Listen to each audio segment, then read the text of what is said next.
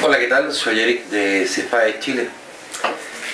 En Ufología Dura, hoy día vamos a conversar sobre la famosa isla Friendship. Esta isla que se supone que estaría en el sur de nuestro país, donde un personaje llamado Octavio Ortiz, otro Ernesto de la Fuente, dicen haber tenido uno contacto radial y el otro de forma personal contacto con seres de esta isla. Se han dado por llamar, algunos le llaman ángeles, otros le llaman extraterrestres, otros le llaman seres humanos, otros le llaman alemanes, otros le llaman aquí, le llaman allá. Es lo que vamos a tratar de descifrar, pero quiero decirles algo. No desde el punto de vista de si la isla existe o no existe, porque a mi entender empezar a especular sobre si la isla existe o no es una pérdida de tiempo, tal cual lo perdió Televisión Nacional, también perdió el tiempo otros investigadores que supuestamente habrían ido a tratar de encontrar la isla. Por lo tanto, creo que irnos por el lado de la búsqueda de la isla sería totalmente infructuoso. Lo que vamos a intentar hacer es descubrir algunos detalles que creo que no han sido lo suficientemente conversados ni analizados para poder descubrir si las comunicaciones, por ejemplo, fueron realmente hechas desde el sur de Chile o, ¿por qué no?, desde el sur de Santiago. Si realmente Ernesto de la Fuente estuvo o no con estos seres, si hay contradicciones también en la historia de uno y otro, es lo que vamos a tratar de descubrir. Pero primero quiero comenzar haciendo una pregunta. Te quiero llevar a pensar lo siguiente. La pregunta es lo mismo que un ufólogo, un investigador del fenómeno OVNI, dé a conocer un caso, como lo es el caso de Friendship, a que lo dé a conocer una productora, en ese tiempo Nueva Imagen, para un programa OVNI de Televisión Nacional de Chile? ¿Es lo mismo? La presentación de esta isla tiene para esa producción el mismo objetivo que lo puede tener para un investigador del fenómeno OVNI. ¿Puede tener la misma estrategia a utilizar para que todas las personas conozcan con respecto al caso? Es una pregunta que es fundamental, porque mucho se habla, insisto, del nivel de investigación que se ha realizado, pero creo que falta también ver el aspecto de cómo se da a conocer la isla. Y me gustaría comenzar diciendo, o mejor dicho, me gustaría comenzar mostrando por qué la isla se hace conocida, bajo qué necesidad el caso aflora y se hace conocido a nivel mundial. Te invito a que conozcas esta verdad que, aunque es pública, ha pasado de largo. Te invito a conocerla. Y te cuento que cuando hicimos OVNI, en la primera temporada, ¿ya? Me encontraba en una reunión con el equipo de producción y Rodrigo Moreno en su minuto me pregunta, oye, ¿sabes que se nos han acabado casi todos los casos? Porque íbamos haciendo cada capítulo destinado a un caso determinado y se nos habían acabado los casos. Y él recordaba que le había comentado el tema de Friendship y me dijo, oye, ¿qué onda esa isla que tú me contaste? ¿Podríamos intentar hacer un reportaje? Sí, mira, están los... Fue prácticamente un recurso casi de relleno de la serie OVNI a hacer Friendship, ¿ya? Pues no lo teníamos contemplado y salió, pero... Esto tú lo habías comentado, qué sé yo, en producción, como... Sí, como una cosa, claro, una cosa... lo encontraron interesante hacer una historia, pero de ahí cuando lo sacamos, lo dimos a conocer, generó un revuelo que hasta hoy día no para, y como tú bien dices, muy interesante. Como pudimos ver, es el mismo Rodrigo González quien explica las verdaderas razones de por qué la isla se hizo conocida. Y alguien podrá decir por ahí, a ver, momento, pero Rodrigo lo está contando como una anécdota. No, momentito, es mucho más que una anécdota.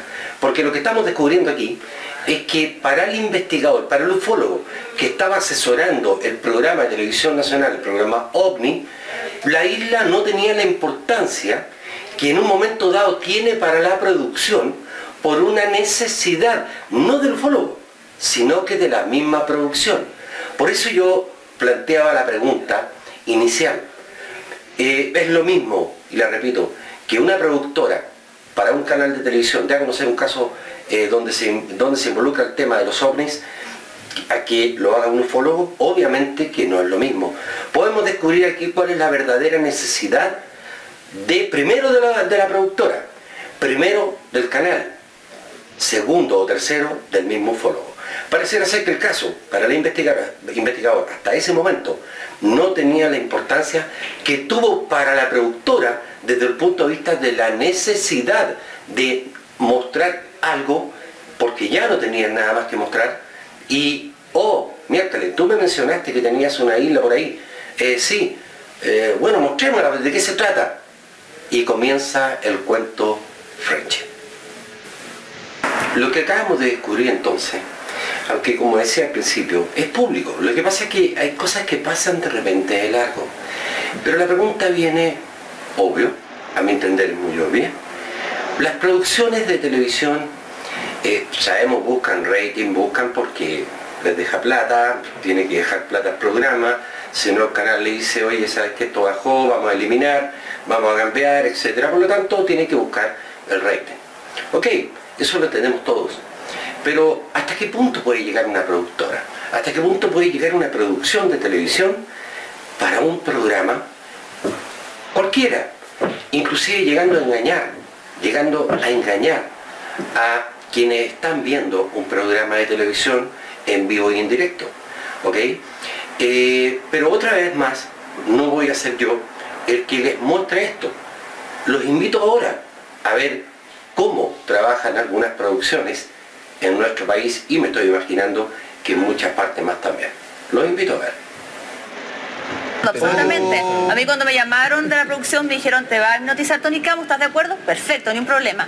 Hay una prehipnosis, pero él no logró. No sé si yo estaba muy nerviosa. También me hipnotizó y no me hipnotizó tampoco. ¿Viste? Claro. Pero espérate, ¿y por qué siguieron el juego? Espérate, Porque lo que pasa es que 5 minutos después trató de hacerme nuevamente la prehipnosis y tampoco lo logró. En un programa en vivo uno sabe que hay una pauta y hay un montón de cosas a seguir. Entonces se me acercó el manager y me dijo, Titi, no pudimos, sigamos el juego. Pues finge. Siempre en todos los Finge. programas. O sea que cuando me dijo que si me iba a poner medalla este reloj también me hipnotizó. Y la verdad es que a 5 minutos de salir a un programa de televisión con un compromiso adquirido y qué sé yo dije, bueno, démosle. Pero estaba muy nerviosa, no me pasaron ni peso. Estaba muy nerviosa porque la cosa seguía y vamos, y la Cecilia Boloco pedía una cosa y el Quique, y que cante, y no sé qué, y yo así, estaba así como hipnotizada y dije, Dios mío, que pare esta cuestión porque yo no puedo, o sea... Ok, lo que estamos viendo acá es lo que está comentando Titi, que todos la conocemos aquí en nuestro país, todos la conocemos. De hecho, hay varios artistas más que declararon después lo mismo, que se prestaron para este juego. Entonces, uno tiene que empezar a preguntarse y a pensar y a analizar esto, de decir, a ver, si artistas de este calibre para nuestro país son capaces de llegar al engaño, de prestarse para un juego, ¿cuánto más entonces personas que dicen haber visto ovnis, extraterrestres? No estoy hablando de todos los testigos por sacando, me estoy refiriendo a este caso en específico. ¿Cuánto más tal vez un Ernesto de la Fuente, que de hecho era productor de Televisión Nacional, lo había sido, era amigo de Patricio Bañado, ya lo vamos a mostrar, ¿ok? ¿Cuánto más una persona que trabajaba y sabía también de toda esta área televisiva? ¿Cuánto más? Acá hay una intriga, y a mí me intriga, valga la redundancia, el hecho de que Ernesto de la Fuente haya trabajado como productor en Televisión Nacional de Chile. Eso me llama la atención. Me llama la atención también de que haya sido amigo de Patricio Bañados. ¿Estoy diciendo yo que Patricio Bañados tuviera algún que ver aquí? No, no estoy diciendo eso, pero es extraño, ¿ok? Pero ya vimos, insisto en lo mismo, vimos cómo las producciones son capaces de hacer que una persona, por estar en televisión, engañe a todo un país. Y yo siempre he tenido una duda. Sí. Usted se me imagina, no lo conozco en profundidad, pero se me imagina un hombre mucho más pragmático, más objetivo, de los datos empíricos. El fenómeno ovni en sí trae consigo el misterio, lo desconocido. ¿Cómo se planteaba usted ante el programa? Mira, el programa OVNI fue una iniciativa y creación de la productora Nueva Imagen, que habló con el canal, me parece que hicieron algún tipo de acuerdo, y querían tener un presentador justamente por por el tema y por las características que tú le has dado al tema, querían tener un presentador que diera mucha confianza, que diera seriedad. Y me preguntaron si yo lo haría. Y yo, encantado, porque revisé todos los libretos y en realidad era una cosa bastante seria la que hacían. Lo que hizo el programa OVNI básicamente fue buscar historias atractivas en Chile o en Estados Unidos o en Argentina, en fin, entrevistar a los protagonistas y luego buscar por todos los medios científicos hasta donde era posible o analíticos de cualquier otro tipo, cuestionar el asunto para ver si había un elemento de verdad o ligeramente una superchería. A mí el tema OVNI, y esto va a ser una desilusión, pido perdón, porque he comprobado que en realidad es una decepción para mucha gente. A mí el tema OVNI nunca me ha interesado. No le puedo creer, ¿no? No, yo no, marginalmente como cualquier otra cosa, ¿no? Claro, pero yo no he sido una persona interesada en el tema OVNI.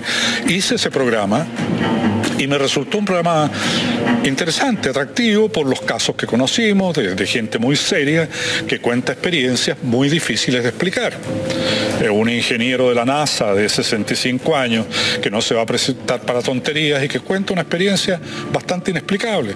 O pilotos de la Fuerza Aérea de Chile que te cuentan, dos o tres que te cuentan, mire, pasó esto, estaba el objeto ahí, bla, bla. Entonces, para mí fue una experiencia gratificante, novedosa, y eso fue todo. Ahora, bueno, lo que vimos acá, Patricio Bañado hablando, diciendo que el programa él lo encontró serio, que viajó a entrevistar a personajes muy importantes, habla de pilotos, ¿cierto? Gente de la NASA, etcétera. Y eso a él obviamente como conductor de programa le tiene que haber llevado también la atención. Pero ¿dónde está lo que a mí me hace ruido? Él habla de que el programa él lo vio serio, tan serio que se llegó a esto. La historia de Friendship tuvo para el equipo investigador de nuestro programa un desenlace inesperado. Y no en los agitados canales australes, sino en la ciudad de Santiago. Más exactamente, en la casa del tarotista Eduardo Godoy. Supimos de él cuando reveló a la prensa que había sido visitado por un misterioso personaje de extrañas pupilas que venía de Chiloé y que decía ser, en verdad, un extraterrestre.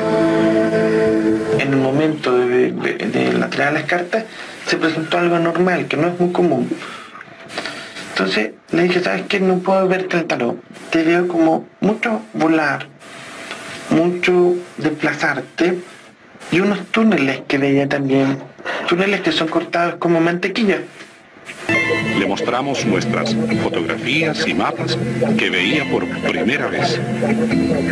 Entre las imágenes de los tripulantes de la lancha de la Armada, Godoy aventuró que uno de ellos sí conocía la verdadera ubicación de la isla Friendship. Este ser que tenés aquí sabe mucho más de lo que pretendió hacer eso. Saber, digamos, no sabe que no le gustaría que lo encontrara. ¿Ves? Pero está latente, está. ¿Cómo se llama él? Eso no te lo digo, mejor. Como podemos ver, Patricio Bañado habla de una seriedad del programa, que sí, es verdad, y yo creo que hay momentos que el programa fue muy serio. Creo que de repente se desbandó, justamente por lo que dice Rodrigo Fuenzalía al principio, donde dice que ya no había nada más que poner, no había nada más que publicar, no había nada más que ofrecerle al público, por lo tanto había que colocar algo, y ¿qué colocaron? La isla Friendship. Creo que ahí el programa empezó a perder la seriedad de la que habla Patricio Bañado. Acabamos de ver a un tarotista que fue recurrido por la Nueva Imagen, que era la productora, que tengo entendido que Nueva Imagen ya no existe. Y insisto en el ruido que me hace esto, porque Patricio Bañado en esta entrevista que acabamos de mostrar, el extracto, habla sobre la seriedad de la fuente, etc. Y entonces yo me pregunto, ¿cómo es posible que un Patricio Bañado se haya prestado para una fuente que habla tirando las cartas? O sea, ni siquiera está entregando un dato duro, ni siquiera está entregando un testimonio sin recurrir a algo como es el tarot, ¿ok? Desde ahí ya debería Patricio Bañado haber planteado alguna duda, si es que él pretendía seriedad en el programa, a la producción. Le habría dicho en el momento, yo no me voy a prestar para esto, va a estar tirando cartitas de acá, etc. Hay algo muy entretenido porque este mismo tarotista toma una fotografía que le pasa al equipo de producción y dice, uno de ellos sabía dónde quedaba la isla. Y cuando pareciera ser que uno de los cámaras ahí o de la producción le pregunta cuál es el nombre, el tipo inteligentemente, obviamente, no va a decir porque se van a dirigir inmediatamente a la producción a quién, a esa persona, decirle, oiga, usted nos mintió, no era la ubicación que nosotros estábamos buscando. Por lo tanto, podemos ir encontrando en el mismo programa algunos déficits en relación a la misma investigación que se hizo. Y yo creo que esto es importante mostrarlo. Creo que no se ha hecho. Creo que no se ha hecho demostrar la falencia investigativa del mismo programa. Y estamos recién comenzando con esto.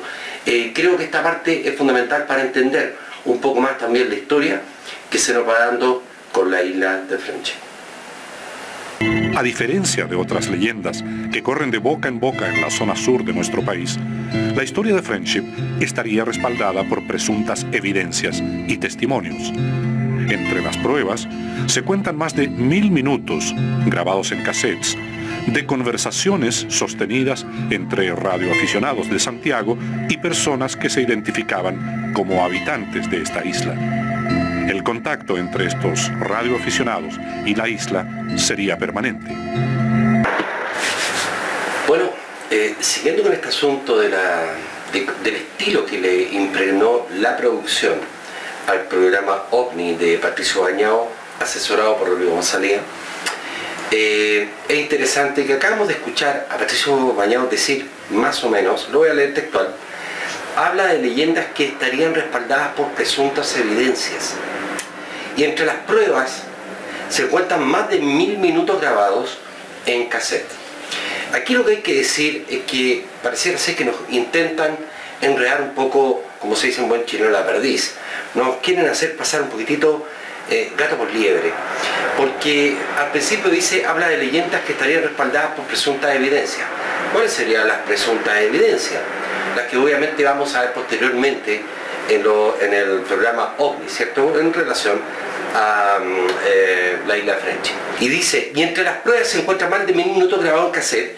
Creo que está cometiendo un error, grave error, porque las comunicaciones de Friendship grabadas no son pruebas de que Friendship exista. Insisto, no son pruebas de que existan ángeles, no son pruebas de que Ernesto Lafuente haya sido sanado, no son pruebas siquiera de que a Octavio Ortiz lo haya contactado una isla misteriosa desde el sur de Chile.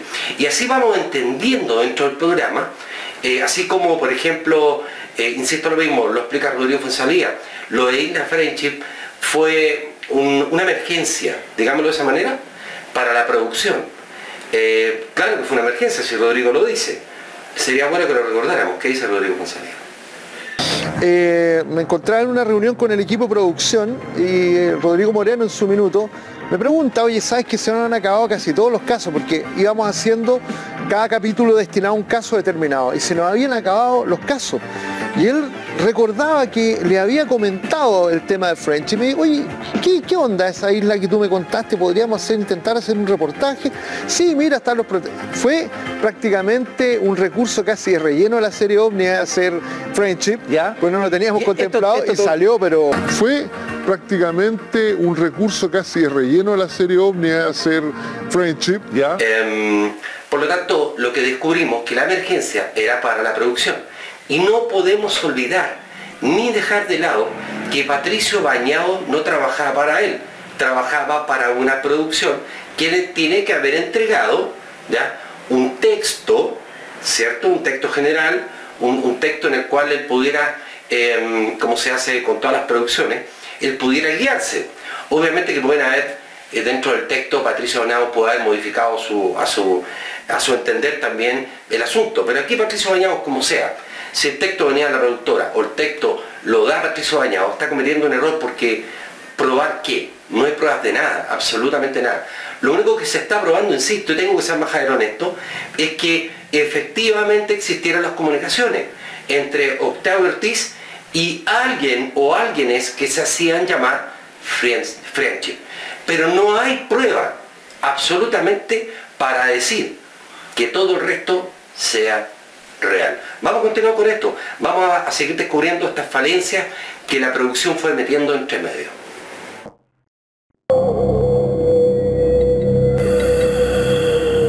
Los primeros reportes sobre Friendship surgen a comienzos de los años 80, cuando un grupo de radioaficionados de Santiago toma contacto con la isla. Uno de estos radioaficionados era Octavio Ortiz. Atento, atento, sur de Chile, atento, sur de Chile, vamos a ver alguna estación del... Dentro del estilo que la producción le impregnó, como decía, al caso Friendship, emerge esta idea que nos metieron también en la cabeza de que todos estos tipos eran radioaficionados, cuando la verdad no lo eran oncemetristas. Sí es cierto, Patricio Bañado en algún momento dado los menciona como oncemetristas, pero creo que se nos quiso, porque si ustedes escuchan esta parte del video que acaban de escuchar, uno puede darse cuenta que dice radioaficionados, no dice oncemetristas.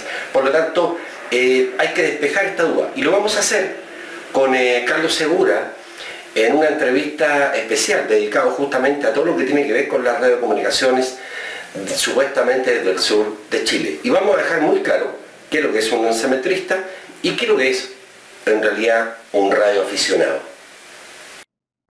Por los antecedentes que recopilamos en esa época, por reporte de pilotos de esa época, de tráfico que estuvo ingresando al país desde Argentina, nosotros llegamos a la conclusión de que era un fenómeno aéreo anómalo. Si el objeto avistado en 1985 era un ovni, ¿quiénes eran estas personas que desde el sur del país parecían tener un conocimiento tan acabado sobre lo que estaba ocurriendo? Todavía no vamos a entrar al tema específico donde Ortiz dice que tuvo esa comunicación con Friendship cuando el ovni estaba arriba de Santiago. No quiero dedicarme a esa parte todavía, lo vamos a ir viendo más adelante. Pero me llama la atención de que otra vez Patricio Bañado asegure algo que no puede asegurar. Dice, asegura que eran del sur del país, que las comunicaciones venían del sur. Y yo le pregunto ahora a Patricio Bañado, sé que no me lo va a contestar, pero vale la pregunta, creo, ¿cómo pueden asegurar o podían asegurar en ese momento que las comunicaciones venían realmente del sur, sin una sola prueba? Más que Ortiz, que Ernesto Lafuente, que uno y otro por acá, inclusive el ufólogo, me imagino, Rodrigo Fonsalía, también diciendo y corroborando que las comunicaciones venían o procedían desde el sur de Chile, ¿ok? O sea, ¿bajo qué argumento técnico, bajo qué prueba, bajo qué evidencia se puede asegurar que estos Friendship sabían lo que estaba pasando porque estaban en el sur? Y eso ya crea todo un misterio. Este es el estilo que yo creo que ustedes vayan descubriendo, que intentó, o mejor dicho, no lo intentó, sino que metió definitivamente, no solamente la producción, sino que a mi entender, Patricio Bañado se presta para este estilo un tanto hipnótico, si queremos llamar de esa manera. La producción hizo un trabajo salvaje, un trabajo espectacular, y nos metieron toda esta frasecita de prueba, radioaficionado, emisiones del sur, como si fueran una verdad absoluta. Y no lo son. Y desafío a cualquiera que pueda comprobar que estas emisiones de Octavio Ortiz procedían del sur de Chile. ¿Ok? Vamos a ver todo esto que yo les estoy diciendo, y creo que es bueno reiterarlo, con Carlos Segura, con la entrevista que le hice a Carlos Segura, que es radioaficionado, que nos va a explicar en detalle si era posible o no que estas emisiones realmente venían del sur, o si no podían venir de Santiago mismo. Y no estoy hablando acá de las comunicaciones que fueron interceptadas por el mismo Televisión Nacional gracias a Arancibia, que en paz descanse, quien se dio cuenta de que las últimas transmisiones de Friendship procedían de Santiago. Por lo tanto, vuelvo a reiterar, déjenme ser majadero. ¿Qué prueba? Denme una prueba de que las comunicaciones de Ortiz venían desde el sur de Chile. Una sola. No hay absolutamente ni una.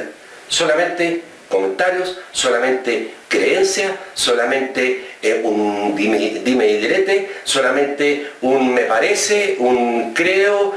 No hay nada, absolutamente nada que pueda probar que estas comunicaciones venían o procedían del sur.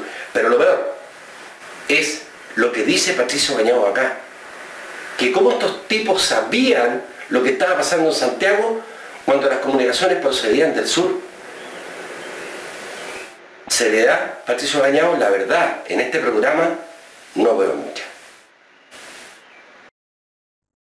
Un suceso posterior, imposible de olvidar, hizo crecer su aprensión. Ocurrió cuando estaba en Chiloé, esperando abordar un barco llamado Mytilus II, que lo llevaría a Friendship para someterse a un tratamiento médico contra una enfermedad que le aquejaba por esos días. Nosotros estábamos en Quellón esperando tener una comunicación con el barco, porque se suponía que nos queríamos ir. Cuando tuve un llamado del barco del Mytilus II, y realmente no me acuerdo si fue Ariel, Miguel, no me acuerdo bien con quién fue, pero alguien nos contó que el Challenger iba a partir y iba a explotar también.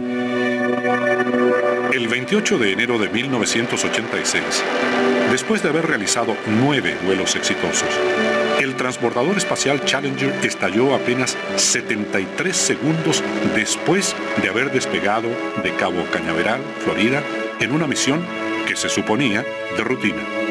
Sus 7 tripulantes murieron instantáneamente. La cadena de noticias CNN lo llamó el peor desastre de la historia de la exploración espacial.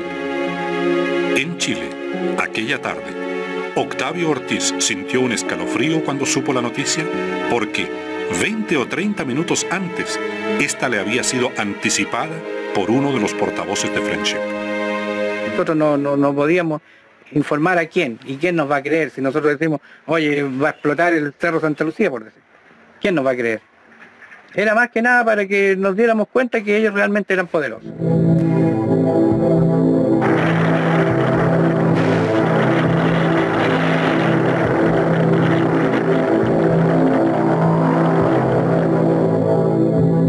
Vamos a seguir analizando este asunto del estilo que la producción ha querido o le quiso dar al programa, especialmente al caso de la isla Friendship.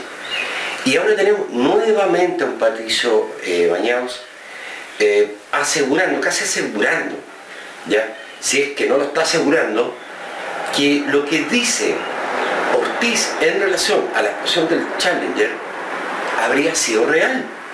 Tanto así que lo que nos quieren vender subliminalmente, o nos quisieron vender subliminalmente, que una vez que graban a Ortiz colocan inmediatamente sobre la misma la explosión del Challenger. ¿Ok? Volvemos a toparnos con este asunto, como digo, de esta manipulación audiovisual que para mí era muy conveniente para la producción del canal. Conveniente no solamente para la producción del canal, sino que también para el caso mismo, porque había que darle espectacularidad, había que hacernos creer en ese entonces y hasta el día de hoy, ¿ok?, que esto fue realmente así. Pero más adelante ustedes se van a dar cuenta que posiblemente lo que cuenta Ortiz no es tan así, porque aquí falta una parte, pero Ortiz la amplía en otra entrevista que él dio y la vamos a mostrar en la medida que vayamos avanzando en estos capítulos de Ufología Dura con respecto a la isla Friendship. Vamos a ir descubriendo estos detalles que son muy interesantes. Pero insisto lo mismo, permítanme otra vez ser majadero. Todo el programa, en sobremanera, lo que tiene que ver con la isla Friendship, se trabajó de tal manera que subliminalmente se nos fueron entregando textos, imágenes, que fueron convenciendo, entre ellos yo, que todo esto existía. ¿Ok? Pero cuando uno aplica la lógica ante todos estos argumentos que nos entregaron, y todavía falta uno que es fundamental, que lo voy a entregar al último de esta emisión, uno puede darse cuenta de que aquí hubo una manipulación, no solamente a nivel de producción, sino que también creo a nivel del ufólogo que estaba a cargo de la isla Friendship. Una de las investigaciones más completas sobre Friendship fue publicada por el ufólogo Josep Guijarro. Dicho investigador español reveló la existencia de un personaje clave para resolver el enigma de esta congregación, Ernesto de la Fuente, considerado el único testigo que habría visitado la isla de Friendship. Yo creo que Ernesto trabaja para ellos. O sea, es más, Ernesto me dijo que él trabajaba para ellos. Y él viaja a Chiloé, tranquilo cuando quiere, a Friendship. De hecho, va y viene. De hecho, cuando Ernesto estuvo tan grave, se mejoró en Friendship. Ernesto de la Fuente fue uno de los primeros directores de programas de la televisión chilena y posteriormente documentalista internacional a lo largo de América Latina. En los años 80 se fue a vivir solo a una cabaña en Chiloé y allí estableció contacto, primero como radioaficionado, posteriormente personalmente, con la gente de Friendship. Incluso dice, visitó su isla. A raíz de esto, es un personaje sumamente solicitado, buscado en realidad por los investigadores del fenómeno OVNI de todo el mundo.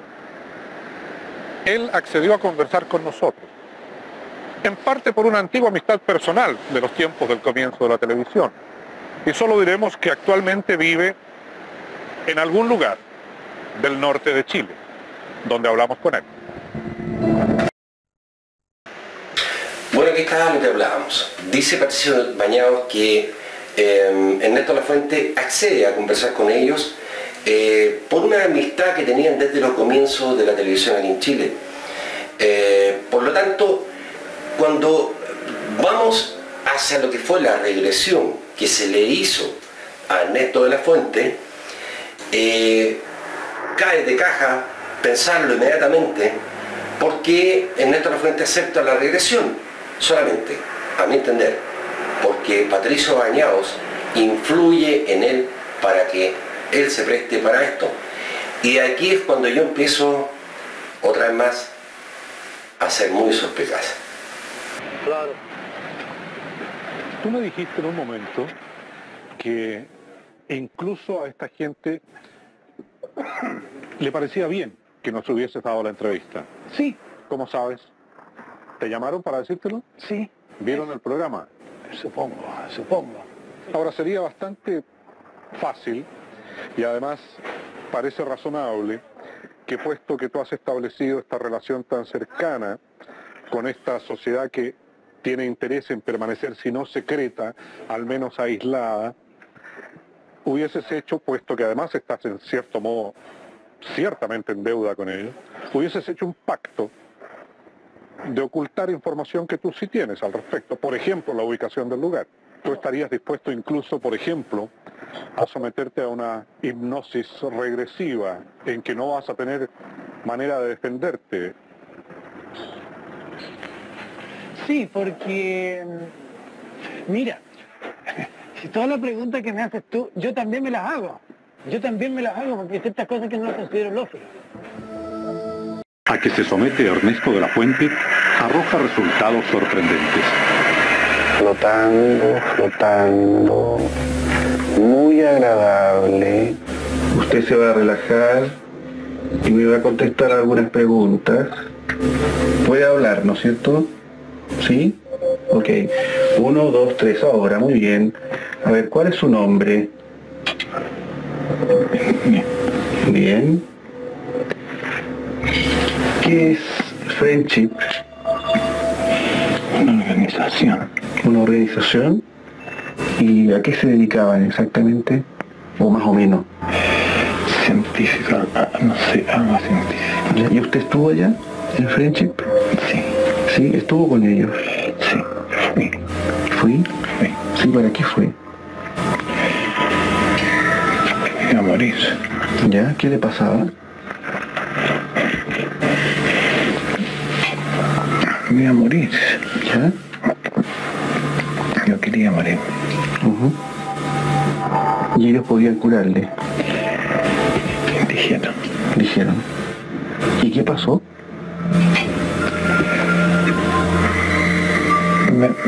Me mejoré. ¿Y cómo fue el proceso curativo que le hicieron a ustedes? ¿Cómo le curaron la enfermedad que tenía? No se puede. No se puede. ¿Qué no se puede?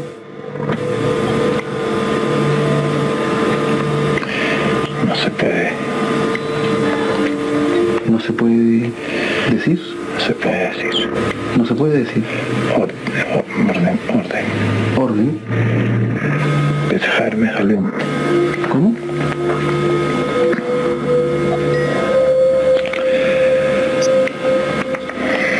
Inesperadamente, De la Fuente empieza a hablar en lo que parece una lengua desconocida. Repítame lo que me dijo la última vez. Dejarme salud. Alam rajita bedetev. Tranquilo. 1, 2, 3, relajado. Tranquilo, relajado. Muy bien. Sin angustias. Se relaja otra vez. Muy bien. ¿Qué significa? Promesa. Una promesa. Ajá. Y esa promesa no la quiere romper. No puedo. No puede romperla. ¿Y quién cree usted que son ellos? Son los servidores de los ángeles del Señor. ¿Eso lo cree usted? Eso es lo que ellos me dijeron. Y yo lo creo. Los ángeles del Señor vienen de fuera. ¿Ya? Nosotros somos nacidos de mujer. Cuando los ángeles del Señor vieron que las hijas de los hombres eran bellas,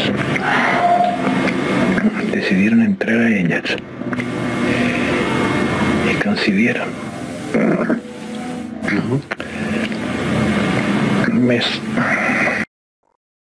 Ok, una hipnosis realmente muy interesante, pero no solamente por la hipnosis misma, no es porque Ernesto La Fuente haya terminado hablando en supuestas lenguas, asunto que por lo demás vamos a tratar con Cristian Pérez, experto en todo el asunto de las regresiones, de la hipnosis, en otro capítulo más de ufología dura, relacionado obviamente con la isla de Friendship.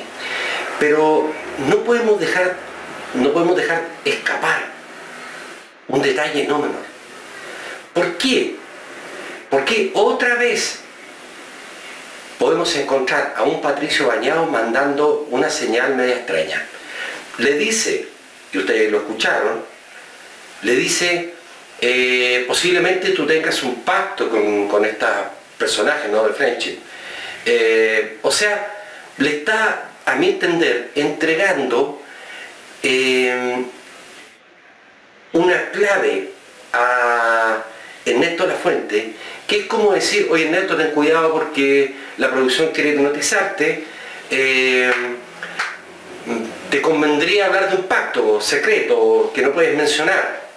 Casualmente, en la hipnosis, Ernesto La Fuente, como se dice en buen chileno, se saca el pillo con el mismo argumento que Patricio Bañado le entregó a él, el asunto de un pacto que no puede romper. Esto lo vemos durante toda la producción de este famoso programa, del programa OVNI, Patricio Bañado, asesorado por Rodrigo González. Y son los detalles que de repente a uno se le pasan de largo cuando ve este tipo de programa, porque uno queda como embobado, ¿ya? Uno queda como embobado mirando todo esto, pero se le van yendo los detalles. ¿Intentó Patricio Bañado entregarle a Ernesto La Fuente una clave? Yo creo que sí, porque no lo entiendo de otra manera. ¿Por qué tenía Patricio Bañado que decirle lo que le dijo? Oye, yo supongo que tú tienes un pacto secreto de no entregar más información con estos señores Friendship. Extraño, ¿no les parece a ustedes extraño? Y voy a ser otra vez majadero, insisto, vuelvo a preguntar, Patricio Bañados le entregó un dato a Ernesto Lafuente para que cuando fuera supuestamente hipnotizado y llevado a una regresión, él pudiera responder según lo que el mismo Patricio Bañados le estaba entregando, a mi entender, sí. Sería bastante fácil y además parece razonable que, puesto que tú has establecido esta relación tan cercana con esta sociedad que tiene interés en permanecer, si no secreta, al menos aislada, hubieses hecho, puesto que además estás en cierto modo ciertamente en deuda con ellos, hubieses hecho un pacto de ocultar información que tú sí tienes al respecto, por ejemplo, la ubicación del lugar. Con la ayuda de la Armada, iniciamos un recorrido a través de gobernaciones marítimas y capitanías de puerto de Chiloé, buscando rastros sobre la presencia del Mytilus II en esas aguas. La investigación nos llevó hasta la ciudad de Castro, capital de la provincia de Chiloé. Solicitamos una revisión en los archivos de la Gobernación Marítima de Castro. Como no aparecía nada, pedimos una búsqueda en Intranet, la red computacional interna de la Armada. El teniente Cristian Astorga, jefe de los departamentos de Intereses Marítimos y Operaciones, aceptó ayudarnos. En este momento, el Bañados Velázquez está buscando la embarcación Mytilus en los registros de diferentes capitanías de puerto y no está registrada. Se ha buscado también los registros a nivel nacional y no existe esta embarcación, digamos, matriculada. Se hizo un trabajo de buscar en los registros manuales y tampoco se registra, por lo cual, digamos, esa embarcación oficialmente no existe. O sea, oficialmente no existe. No existe, no hay un control, o sea, no ha sido registrada esa embarcación. El YAT. Siguiendo con este famoso estilo de la producción en relación a cómo se mostró el caso Friendship, que para mí es descarado porque se tendió hacia el misterio, hacia el pensamiento mágico. Te quiero hacer una pregunta. ¿Viste el video que mostré recién? Recién, ¿ok? ¿Te diste cuenta de algo? ¿No? Lo voy a volver a colocar. Con la ayuda de la Armada, iniciamos un recorrido a través de gobernaciones marítimas y capitanías de puerto de Chiloé, buscando rastros sobre la presencia del Mytilus II en esas aguas. La investigación nos llevó hasta la ciudad de Castro, capital de la provincia de Chiloé. Solicitamos una revisión en los archivos de la Gobernación Marítima de Castro. Como no aparecía nada, pedimos una búsqueda en Intranet, la red computacional interna de la Armada. El teniente Cristian Astorga, jefe de los departamentos de Intereses Marítimos y Operaciones, aceptó ayudarnos. En este momento, el Bañados Velázquez está buscando la embarcación Mytilus en los registros de diferentes capitanías de puerto y no está registrada. Se ha buscado también los registros a nivel nacional y no existe esta embarcación, digamos, matriculada. Se hizo un trabajo de buscar en los registros manuales y tampoco se registra, por lo cual, digamos, esa embarcación oficialmente no existe. O sea, oficialmente no existe. No existe, no hay un control, o sea, no ha sido registrada esa embarcación. El YAT. ¿Te diste cuenta de un detalle? Bueno, si no te diste cuenta, te lo voy a mencionar. ¿Cómo se escribe Mytilus? ¿Cómo lo escribió el marino cuando buscó Mytilus II? Veámoslo de nuevo. Y tú me dirás si está bien escrito o no.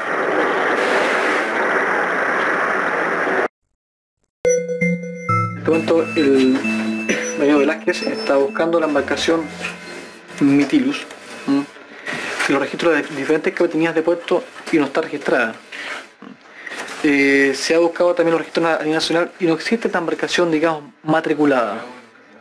Se hizo un trabajo de buscar en los registros manuales y tampoco se registra, por lo cual, digamos, esa embarcación oficialmente no existe. O sea, oficialmente no existe. No existe, no hay un control, o sea, no ha sido registrada esa embarcación. El YAT. Ahora viene lo fascinante de este dato que yo te decía que les iba a entregar. Esto lo venía diciendo desde un principio.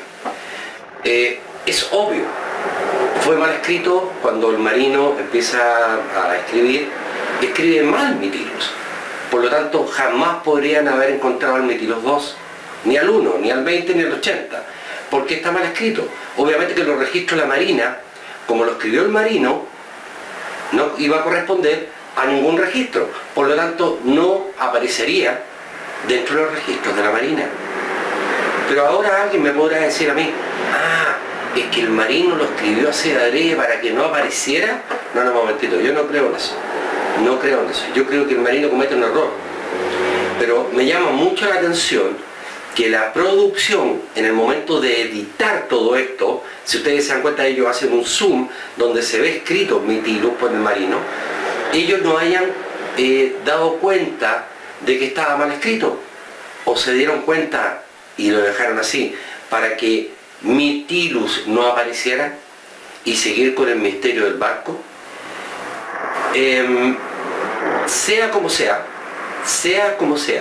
si fue de adrede de parte del marino, o el marino no lo hizo adrede y lo hizo porque no sabía cómo se escribía, o la producción se lo dictó mal, también es una posibilidad, entramos en un detalle muy interesante.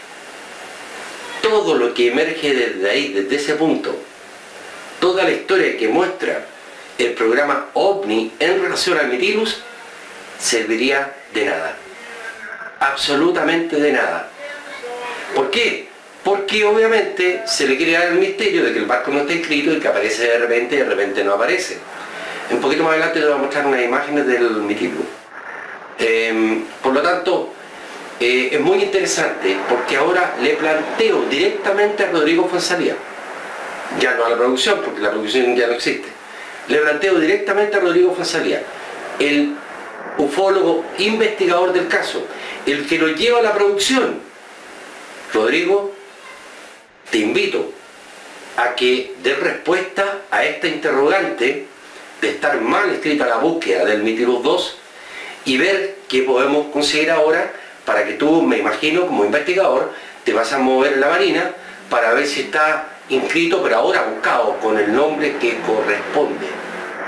Sería interesante ver qué se descubre si realmente está inscrito el Mitilus 2. Todavía no encontrábamos indicios de la goleta. Volvimos a insistir. Esta vez, el sargento segundo Jorge Luis Cram, perteneciente a la dotación de la Gobernación Marítima de Castro, nos entregó una información sorprendente. El año 1992 me tocó ver una lancha, bueno, nosotros le llamamos lancha en embarcación, con el nombre de Mitilus 2, que recaló al puerto de Melinca en una especie de vaguada entre mal tiempo.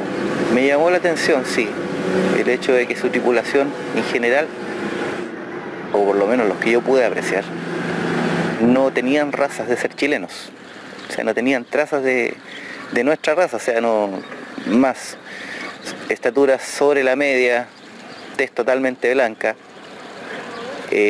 ojos azules, relativamente fornidos, no, algo que se apartaba totalmente de lo que es nuestro común. Acabamos de ver al sargento de la Marina hablando sobre el Mitilus 2 o Mitilus II, como lo quiera llamar. Muy interesante la descripción que él hace, donde dice que le llama la atención porque la tripulación estaba compuesta por personas muy altas, rubios, ojos claros y piel blanca. Claro está, una vez que el programa supuestamente no encuentra el registro del Mitilus II, porque ya vimos que aplicaron mal el tipeo, venía este testimonio que afortunadamente para ellos lo encuentran y tiende a darle otro misterio más. O sea, el Mitilus fue visto, el Mitilus II fue visto y ahora por un marino. Pero lo extraño de esto es que Ernesto de la Fuente describe muy similar a los seres de Friendship, pero con una diferencia: el color de piel.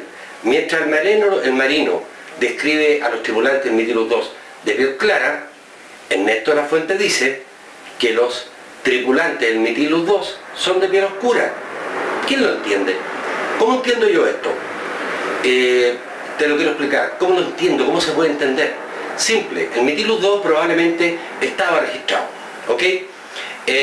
Cuando lo ve este marino, lo que vio en el fondo fue un bote con gente extranjera, y obviamente que si se encuentra con un canal de televisión que anda buscando la isla Friendship y empiezan a meter toda una bulla ahí en donde estaban ubicados la producción, ¿cierto?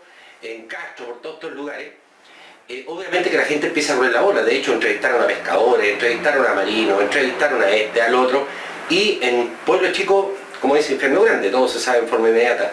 Por lo tanto, que el marino diga que haya visto al Mitilus 2, a mí no me llamaría la atención, fundamentando lo que estoy diciendo en el sentido de que el Mitilus 2 probablemente sí estaba registrado. Por lo tanto, cuando lo ve el marino, eran turistas los que estaban en ese momento en el Mitilus. Pero la producción, obviamente, que lo muestra como un misterio. Por lo tanto, insisto, no cuadra el avistamiento que tuvo de estos supuestos seres por el sargento segundo con lo que está diciendo, con lo que decía o dice todavía Ernesto Lafuente. Y esto es importante, y quiero ser majadero en esto y repetitivo, aunque de repente suene repetitivo. Lo que vio el marino, a mi entender, fueron turistas. Lo que está describiendo Ernesto Lafuente es otra cosa, no parecen turistas. De hecho, pudieron haber sido turistas alemanes, pudieron haber sido turistas norteamericanos, etc. Oiga, ¿cuántas veces tú no te has topado con un grupo en Santiago de turistas, todos rubios, altos? ¿Nunca te has topado? En el centro, por ejemplo, yo me topé el otro día en Providencia con una hilera de turistas norteamericanos, donde se nota que son norteamericanos porque hablan inglés, y todos altos, rubios, tez blanca. ¿Qué misterio, por favor, puede tener eso? Bueno, siguiendo con todo este asunto de Friendship y el estilo que la que la producción le entregó al misterio Friendship, yo les quiero pedir que me permitan leer un texto que voy a tratar de ser lo más corto posible. El texto dice: la bella y misteriosa lancha Mitilus de la ostricultura de Puyinque en Ancud. Es altamente probable que este sea el trabajo más emocionante de cuanto se ha construido hasta ahora. La razón es simple y poderosa. De niño anduve en la Mitilus, acompañado de mi padre, que en paz descanse, quien era jefe del centro Puyinque, habiéndose especializado en Japón durante 9 meses en las nuevas técnicas del cultivo controlado de bivalvos. Este centro astrícola tenía como misión principalmente la preservación del recurso Ostrea chilensis, otra de nuestras costas, muy apetecida por su excelente sabor y notable presentación, lo que la convierte en una especie muy cotizada a nivel nacional e internacional, etc. Pero voy a tirarme acá a todo lo que tiene que ver con la Mitilus, ¿ok? Dice: la Mitilus fue una lancha que se trajo desde Talcahuano en la década del 50, cuya función era de prestar servicio en el quehacer de la ostricultura de Puyinque, ubicada en la península de Lacuy, en el golfete de Quetalmahue. Durante ese apogeo, la Mitilus iba y venía, trayendo y llevando personal y materiales, cumpliendo de forma eficiente su cometido. Era una lancha que no respondía a criterios de carpintería chilotes. Con su roda alta y el ángulo recto y su popa redonda, era fácilmente identificable en el resto de las lanchas que se observaban en el muelle de Ancud. En esa actividad estaba la Mitilus cuando llegó el terrible tsunami del año 60 y la lancha fue a parar 500 metros tierra adentro, a la altura de la playa Lechagua, en la bahía de Ancud. Fueron necesarias 20 yuntas de bueyes para devolverla al mar. Sigo leyendo. Al venir la decadencia de Puyunque, la Mitilus fue rematada y sus nuevos dueños a su vez la remataron en Calbuco y fue comprada por unos gringos. Miren ustedes qué interesante, por unos gringos. con el nombre de Mytilus II o Mytilus II o segunda. De aquí para adelante el misterio rodea esta lancha, ya que se rumorea haber sido vista en la cercanía de donde se supone se encontraría la isla Friendship. Bueno, es muy interesante este texto. Incluso más abajo vamos a ver que agrega algunas imágenes muy interesantes que les vamos a mostrar. Yo no sé si esto ustedes lo conocían o no lo conocían, pero considero que es importante porque pareciera ser que es parte de la historia del Mytilus, por lo menos cuando no era todavía el Mytilus II. Pero nos vamos enterando aquí de que esta lancha habría sido vendida efectivamente a unos gringos y de ahí se habría convertido en la Mytilus II. Por lo tanto, obviamente que la lancha tiene que haber sido inscrita como Mytilus II, o probablemente vaya a saber uno como la Mytilus simplemente así, pero con seguridad, creo yo, estaba inscrita con la Mytilus II. Asunto que, volvemos a lo mismo, podemos entender que cuando se quiso buscar, se escribió mal y no se encontró. Para resumir todo lo que hemos visto hasta el momento, creo que profundizar más en el estilo que la producción le dio especialmente al caso Friendship sería redundar más en lo mismo. La verdad es que podría mostrar muchísimo más de lo que he mostrado, pero creo que es suficiente para que nos demos cuenta de que efectivamente la producción, incluido Patricio Bañado, creo cayeron en esta idea de darle un misterio, un pensamiento mágico al asunto del caso Friendship. Tal cual creo sucedió también con el caso de Claudio Pastén, que vamos a revisar muy luego, en una próxima edición de Ufología Dura en relación a la isla Friendship. Pero creo que no es menor el dato que encontramos en relación a que el nombre Mytilus estaba mal escrito.